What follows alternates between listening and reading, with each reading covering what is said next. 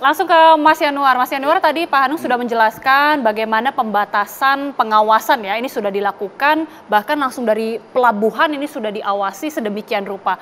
Sudah tepatkah PMK 96 ini atau jangan-jangan sebenarnya sudah telat? Kalau kata Bu Maslin tadi, jangankan barangnya, pedagangnya aja udah masuk, udah jualan di sini. Oke, saya ingin mulai dari kata sudah telatnya.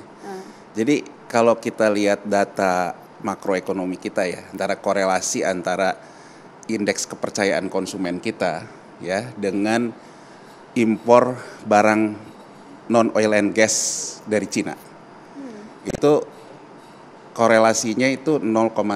Artinya boleh dibilang 70% yang membuat konsumen itu berbelanja untuk barang-barang non oil and gas itu barangnya dari Cina.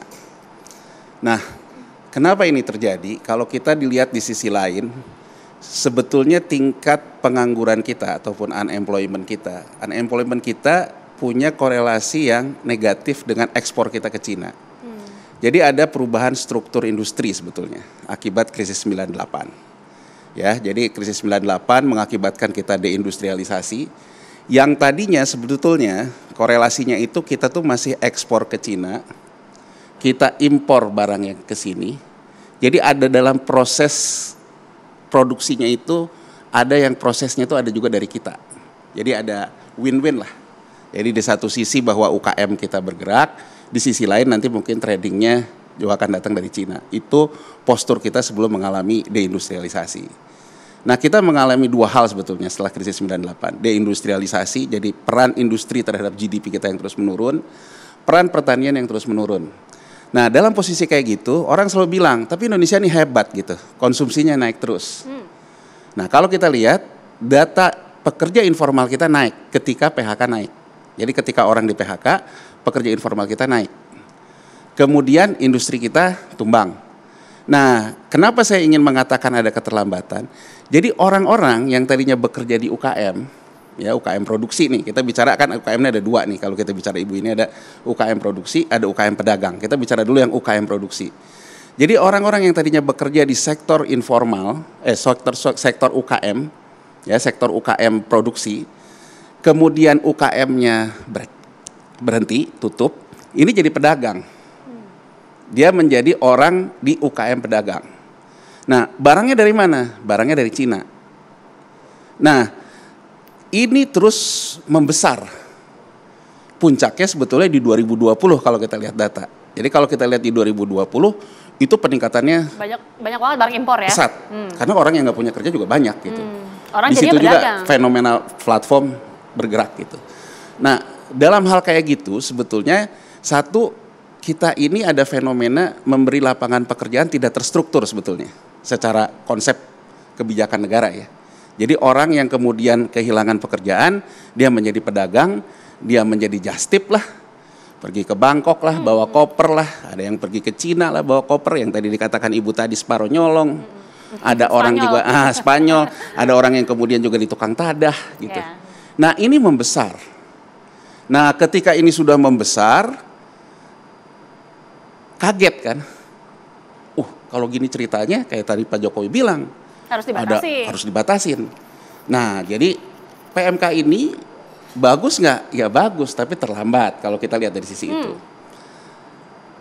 Persoalan lain, ya kita nggak bisa pungkiri itu. Tadi dikatakan oleh Pak Hanung bahwa kita akan mencegah orang di luar port, karena kita tadinya nganggap ini barang remeh-temeh lah. Keluar port dulu juga nggak apa-apa. Nanti kita akan efektifkan di port. Berarti kan kalau akan diefektifkan di port, bea cukai, orang yang baru pulang dari luar negeri juga akan diperiksain nih, kopernya dan sebagainya. Nah, persoalannya lagi adalah jangan sampai gini loh, korupsinya pindah gitu. Maksudnya gimana tuh? Kan tadi kita bilang, ibu ini tadi bilang, barangnya numpuk. Pak Hanung kan tadi bilang karena aparatur pengawasannya kalau barang udah terlanjur keluar port itu membutuhkan orang yang banyak, mungkin dari dinas perdagangan lah dan sebagainya. Itu bisa karena memang kurang orang, bisa memang karena ada permainan juga di situ. Ya kan, permainan dalam artian ya uang jagoan lah, uang segala macam ya dalam hal gitu. Nah, kalau sekarang kita pindahin ke port, ya kan pindah juga masalahnya ke sini.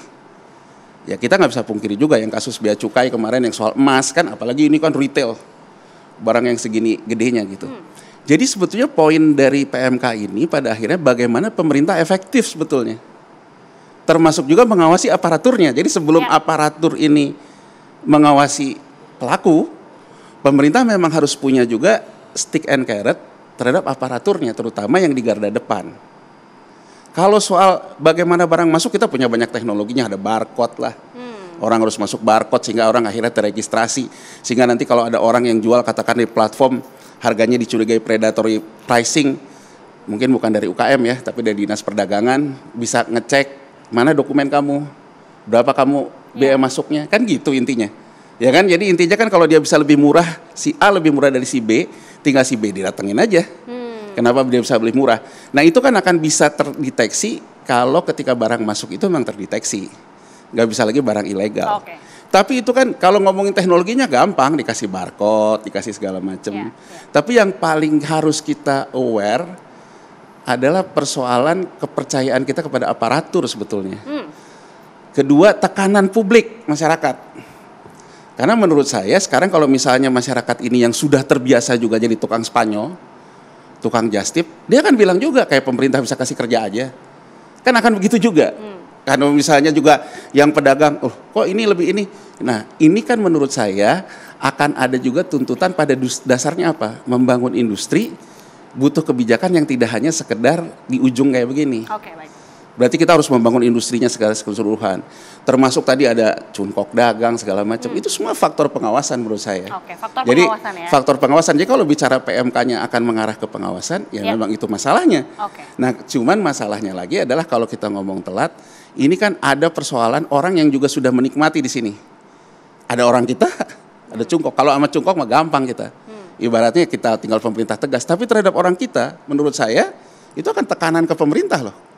Karena itu juga mata pencaharian mereka gitu.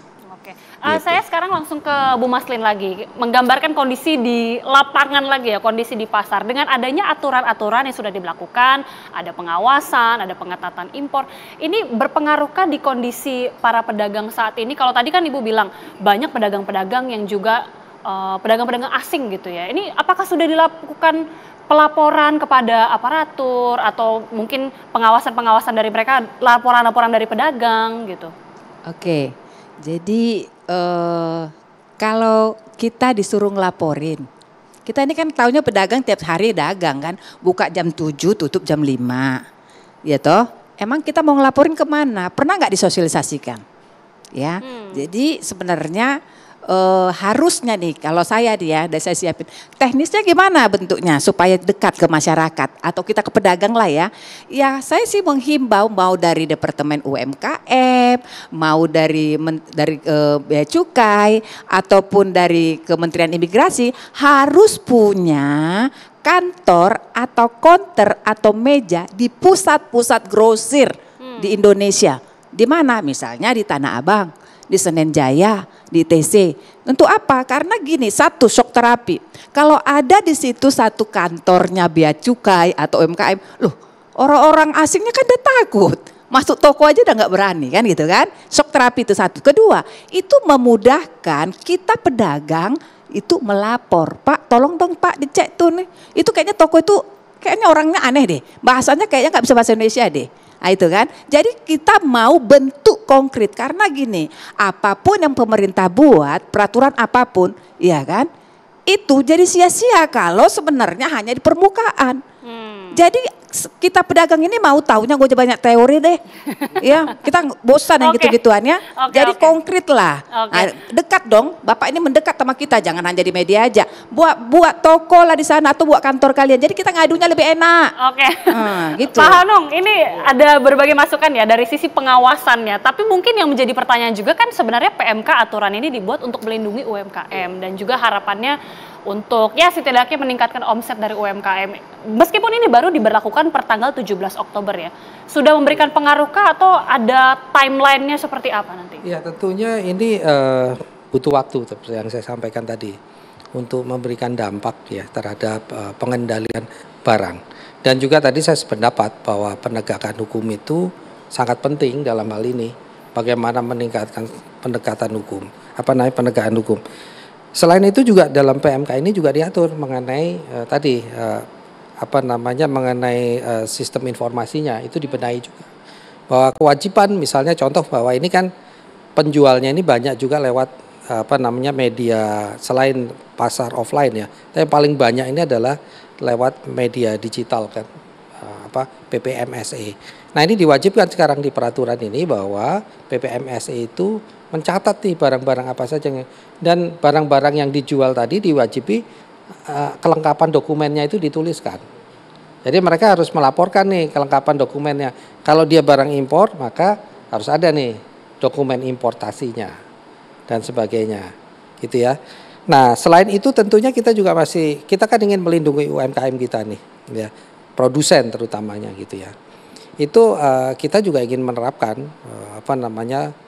ketentuan-ketentuan yang selama ini berlaku untuk UMKM kita kalau dijual oleh produsen kita itu juga berlaku untuk mereka. Dan kita kalau bisa sih menerapkan seperti apa yang dilakukan negara lain, melakukan non tarif barrier lah gitu ya. Karena kita untuk masuk ke negara lain itu nggak gampang loh. Kita persyaratannya ya, persyaratan untuk jual pisang aja kita impor pisang ke luar negeri itu butuh 21 jenis izin. Dan 3 diantaranya itu wajib diulang lagi, wajib diajukan kembali secara periodik gitu ya. Nah, jadi tentunya kita bisa gunakan cara-cara itu untuk menghambat barang-barang impor tadi yang sangat bebas masuk ke Indonesia. Oke, itu dia salah satu cara-cara yang mungkin bisa dilakukan oleh pemerintah. Nanti saya juga ingin minta tanggapan langsung dari Mas Yanuar, namun usai jeda pemirsa, Indonesia Business Forum segera kembali.